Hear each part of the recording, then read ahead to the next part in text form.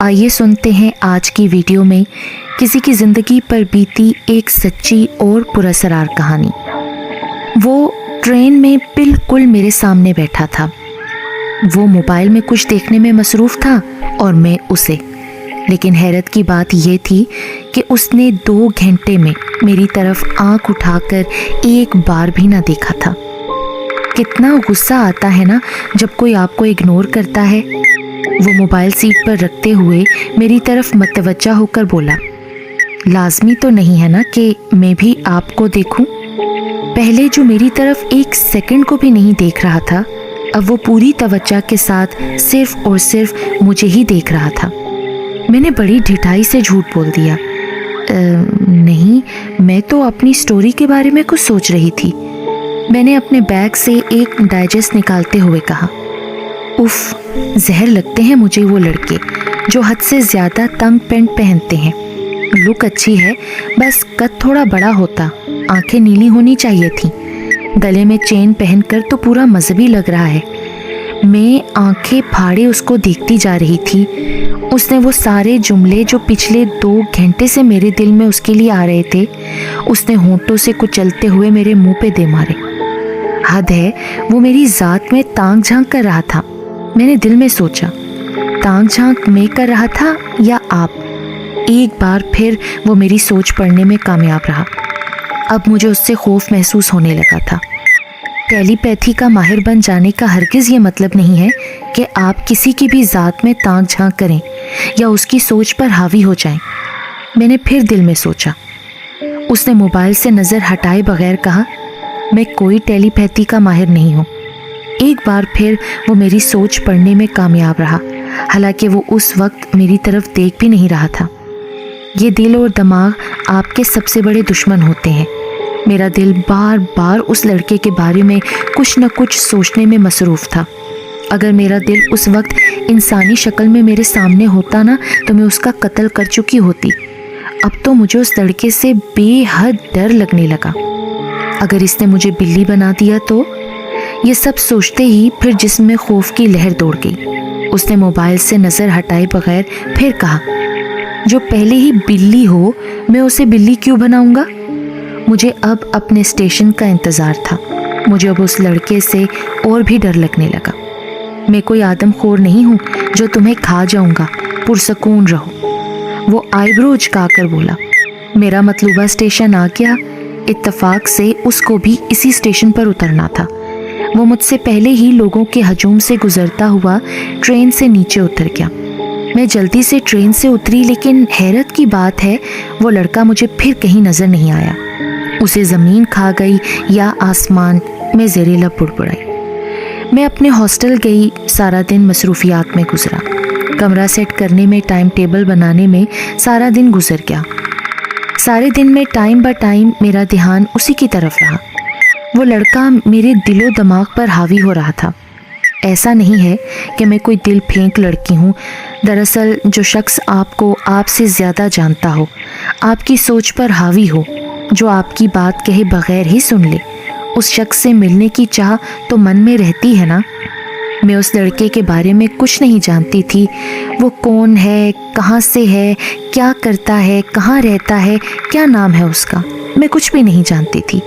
अगर मैं कुछ जानती थी वो सिर्फ इतना कि वो चोर रास्ते से मेरे दिल में दाखिल हो चुका था। सुबह मैं यूनिवर्सिटी जाने के लिए बस स्टॉप पर खड़ी बस का इंतज़ार कर रही थी।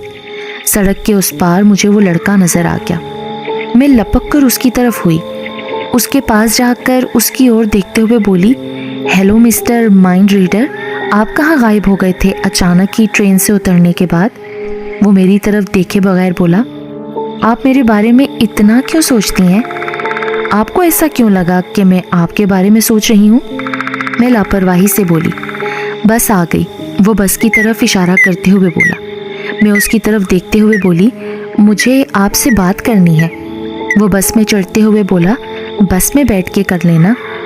मैं बस में उसकी साथ वाली सीट पर विराजमान हो गई। मेरा नाम, वो मेरे बोलने से पहले ही मेरी बात काट कर बोल पड़ा, रश्क नूर है ना? मेरा नाम कैसे जानते हो आप? मैंने हैरत से पूछा।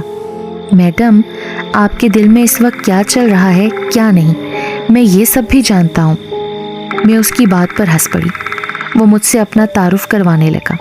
मेरा नाम हन्नान है और मैं एक डॉक्टर था। क्या मतलब? अब नहीं हो आप? मैं परेशान होकर बोली। उसने मेरी इस बात का जवाब देने के बजाय मुझसे ही सवाल कर डाला। क्या तुम मुझसे प्यार करने लगी हो? नहीं तो। झूठ मत बोलो, मुझसे कोई फ़ायदा नहीं झूठ बोलने का। वो अपने चेहरे पर मस्नूई मुस्कुराहट सजाते हुए बोला। आई डोंट नो, मेरे दिल में तुम्हारे लिए जो फीलिंग्स हैं मैं समझ नहीं पा रही। मैं बस बोलते ही जा रही थी और वो चुपचाप मुझे सुन रहा था। मैंने फिर से बोलना शुरू किया।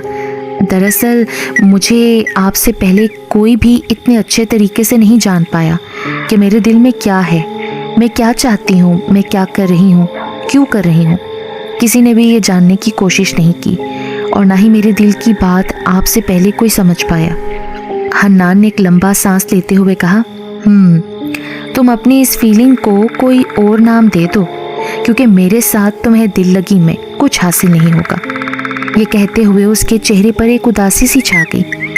दिल लगी ना सही, हम दोस्ती तो कर सकते हैं ना?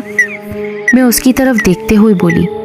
तुम्हारी मंजिल आ गई है, वो बस की खिड़की से झांकता हुआ बोला। यूके की सड़कों पर मैं उदास हवाओं की तरह इधर से उधर और उधर से इधर घूम रही थी। एक अनजान मुल्क में अकेली थी, मेरा कोई जानने वाला नहीं था। मैं यहाँ पढ़ने के लिए आई थी। जो शख्स मुझे अच्छे से जान सकता था, बल्कि जान चुका था, हन्नान, वो मुझसे दोस्ती करने को तैयार नहीं था। मैं जहाँ अपनी पढ़ाई मुकम्मल करने आई थी और अपना फोकस भी पढ़ाई ही पर रखना चाहती थी, लेकिन इस अनजान मुल्क में एक अनजान तन्हाई मुझे घेरे हुए थी, जिसकी वजह से मैं बहुत डिस्टर्ब थी। शाम के वक्त कॉफ़ी शॉप में कॉफ़ी पीने गई। मैं सर हाथों में थामे कॉफ़ी का इंतज़ार कर रही थी कि एक मर्दाना आवाज़ मेरे कानों की समात से टकराई। क्या मैं आपके साथ कॉफ़ी पी सकता हूँ? हन्नान, आप? मैंने नज़रें उठाते हुए कहा। हाँ मैं। वो कुर्सी पर बैठ गया। आप यहाँ पर कैसे? मेरा मतलब आप यहाँ कैसे आए हैं? अरे कॉफ़ी पीने आया हूँ मैडम, वो मेरी आंखों में झांकता हुआ बोला। ओह ठीक, आर यू ओके? हन्नान मेरे चेहरे पर छाई उदासी को देखते हुए बोला। हाँ मैं ठीक हूँ। मैं जवाबन मुस्कुरा दी। बातों बातों में हम कॉफ़ी ख़त्म कर चुके थे। बिल पे करके वो पैदल मेरे साथ चल पड़ा। खामोशी में ही हम काफ़ी सफ़र तय कर चुके थे। ये सफ़र तुम्हें इतना खूबसूरत क्यों लग रहा है? आखिर हन्नान ने सवाल करके खामोशी तोड़ दी। मैं मुस्कुरा दी। मतलब तुम्हारे साथ होते हुए बंदा अब तो कुछ सोच भी नहीं सकता, क्योंकि मैं दिल की सारी बातें समझ जाता हूँ। वो मेरी बात काटते हुए बोला।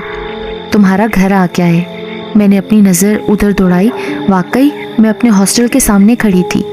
वो गुड नाइट बोलते हुए आगे बढ़ गया और मैं हॉस्टल के अंदर आ गई। हन्नान को मेरे हॉस्टल के बारे में कैसे पता था? ना तो मैंने कभी अपने हॉस्टल का जिक्र किया, ना ही वो इससे पहले कभी यहाँ आया, और ना ही उसने मुझे यहाँ से कभी करीब गुजरते हुए देखा। बेड पर लेटे हुए अचानक मेरे जहन में ये सवाल आया, जब उससे कल मिलूंगी ना तो पूछूंगी उससे। कंबल ओढ़ते ही जाने कब मैं नींद की वादियों में खो गई। सुबह मैं जल्दी उठी क्योंकि मुझे किसी से मिलने जाना था। इधर मेरी एक और बहुत अच्छी दोस्त बन गई थी जिसका नाम आयशा था। आज मैं उसी से मिलने जा रही थी। आयशा मुझे एक रेस्टोरेंट में मिली थी। बातों ही बातों में हमारी दोस्ती हो गई थी। आज भी हम उसी रेस्टोरेंट में एक दूसरे के आमने सामने बैठे थे। जूस का घूंट लेते हुए बोली, रश्क नूर, कल मेरे भाई की बरसी है।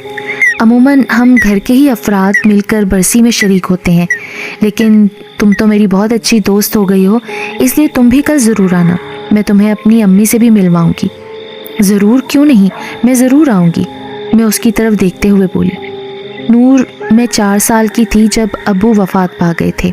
मेरा भाई यूके में पढ़ता था, MBBS मुकम्मल हो गया था उसका। आयशा ये सब उदासी से बोल रही थी।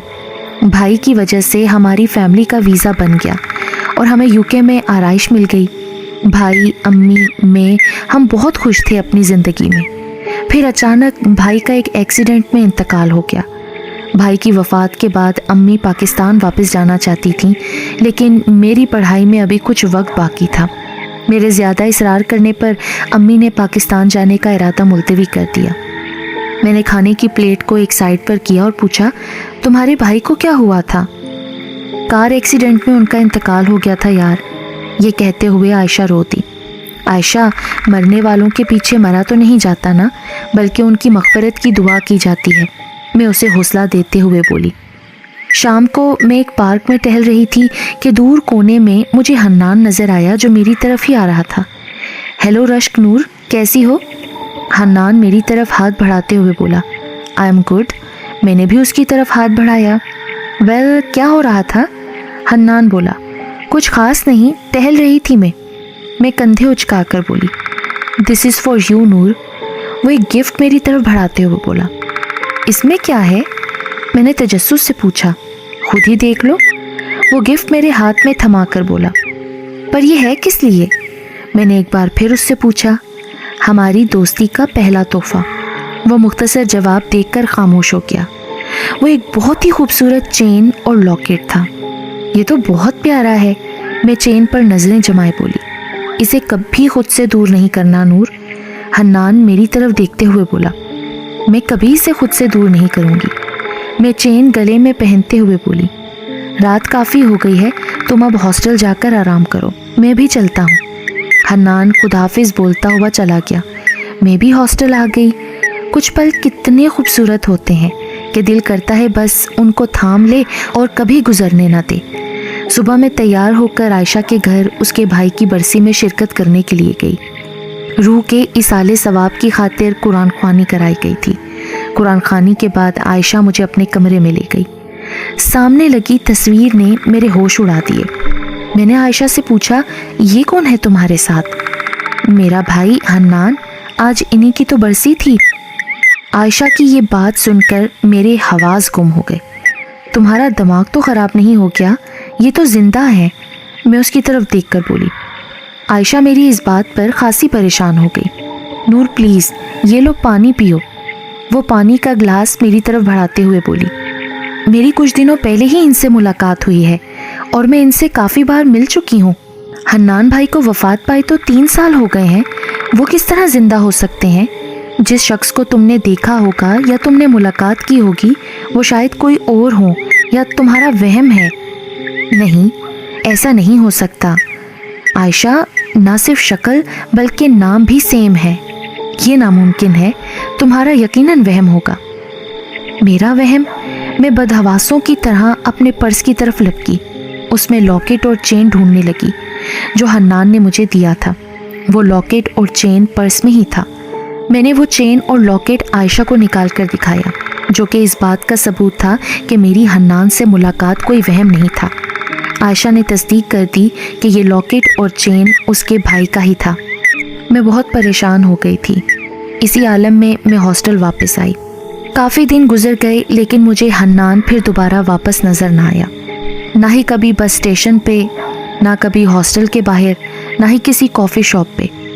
حنان اگر مر چکا تھا تو روح بن کر وہ مجھ سے کیوں ملا؟ اپنے گھر والوں کے پاس کیوں نہیں گیا؟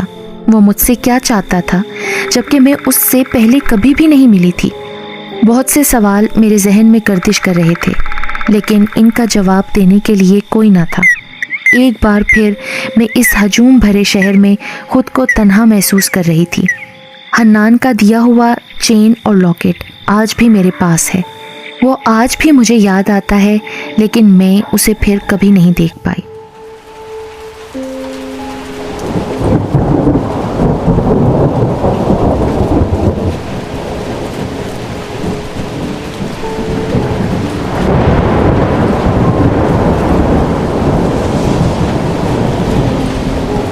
امید ہے آپ کو یہ کہانی پسند آئی ہوگی۔ ویڈیو کو لائک کرتے جائیں۔ دھنیہ واد۔